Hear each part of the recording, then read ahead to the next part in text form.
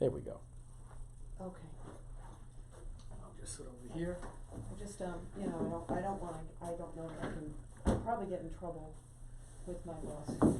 Well, I do this mostly as I said before, that I get misquoted, Mm-hmm. and I'm not putting up with that anymore. Yeah, no, I understand. I do get it. Okay, so what is, from your point of view, first of all, tell me what Granite Grok is. Granite Grok is the leading political blog site here in New Hampshire. We've been around since 2006. Currently, we have an online readership that is larger than the Union Leader. In fact, larger than any of the other print media here in New Hampshire.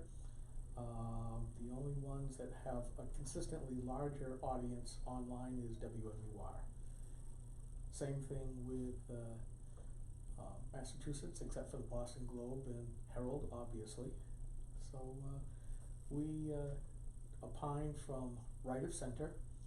Our standard of measure, or standard of quality, of the U.S. Constitution, New Hampshire Constitution, and the conservative planks of the NHGOP.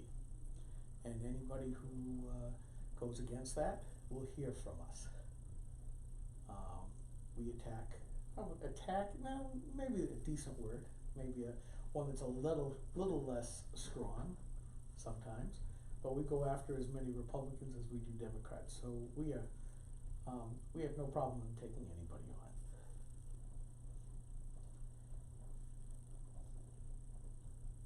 on. What do you see as the problem with the requirement of transgender inclusion policies in schools?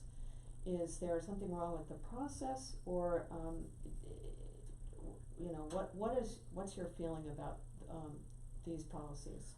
I'm going to be different than most people that you will talk to, because having been writing about political things, I'm a political activist. In fact, all of us at Granite Grok are not just bloggers, we're political activists as well, in one way or another. I've held elected office.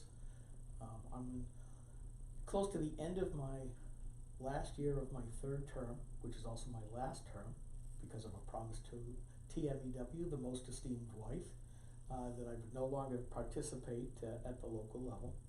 She wants me home. So I come at it from a standpoint of, are you allowed to do this? Is this the proper role of government? And when I first started to look at policy JBAB, there were some very obvious things wrong with the policy that they had basically lifted from the New Hampshire School Board Association. Can you just say, paraphrase what JBAB stands for? I have no idea what it stands for. It is a policy for students. All of the quote-unquote J policies for the Guilford SAU are directed towards students. What it actually stands for, I have no idea, nor do I care. But effectively, the transgender policy, when I started to read through it, my emphasis is on good government, open and transparent, and are the parts of government at the various levels, be it local, county, state, or federal, doing what they're supposed to be doing and doing it right. And that's how I started after this. And if I need to slow down, Okay. I have a tendency of just letting it go. And I know you're trying to furiously keep up.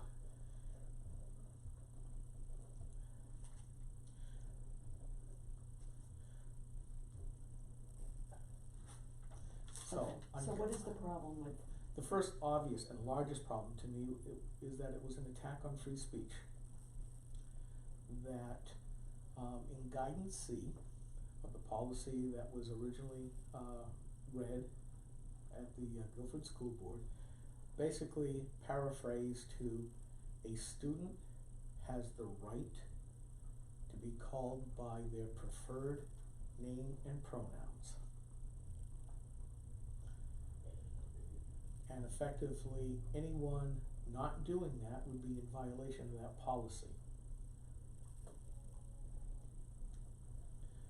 So that's troubling on several different levels. actually, I'm just gonna play devil's advocate here. If it says it's in violation of that policy, it doesn't mean that there's a punishment for that. It just means you're really supposed to call these people by the pronouns they want. Well, see, now, you have fallen into that twice over. One, they would never tell me what that violation is, which means it's arbitrary and capricious. And I asked that several different times at a couple of the school board meetings. I've emailed them. I actually sent in several RSA 91A right to know requests, of which they're probably going to be hauled in front of Superior Court, because while they decided, well, we don't have to answer that, it's obvious that they failed to realize that clauses 7 and 8 have remedies and violations parts. But that's another part of this. But it goes to open and transparent government.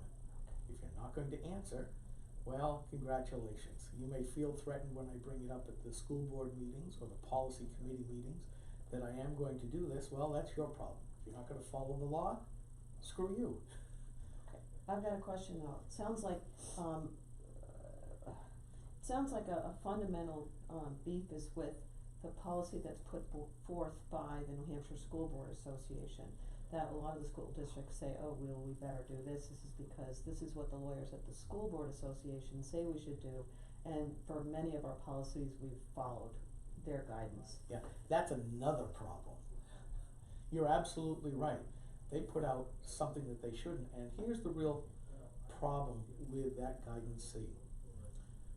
We are a Dillon's Rule state, which means that a subdivision of the state, of which municipalities, cities, and any other political entities, of which the school board is one, are only allowed to do what authorizing legislation gives them. Governments have power, individuals have rights. The SAU is a political power, or has political powers. However, when you deconstruct that statement of a student has the right to be called by their preferred name and pronoun, the obvious thing that hit me was, where did the SAU, since it has adopted the NHSBA, where did they gain that power from? Now, they have a policy that says all of their powers derive from authorizing legislation as well as given by the Department of Education. Don't ask me what policy name it is, but it is in there under their approved policy list. And I went, I've never heard of any subdivision that has the power to grant a yet brand new right upon somebody that then has a legal obligation upon others to coerce their speech. And that's my main beef. The whole thing starts to fall apart once you realize that a school board does not have the power to grant a new right to a specific individual that then causes, in this case, either students, staff, or, as Superintendent Kirk Beitler told me, anyone on school grounds. Okay. School board doesn't have a new right to grant one. No, it doesn't have the power. Again, governments have power, individuals have rights. To grant, so it doesn't have the power to grant basically a new right to an individual that then causes a legal obligation upon others. That legal obligation is, you must use my demanded speech when talking to me or about me. Okay.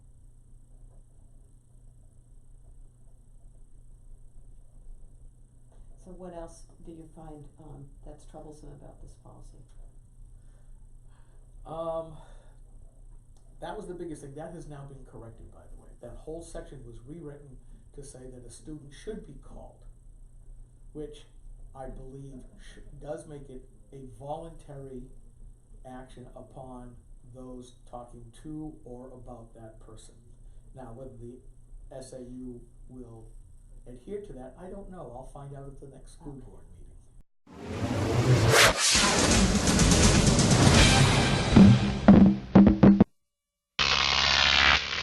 Crop TV.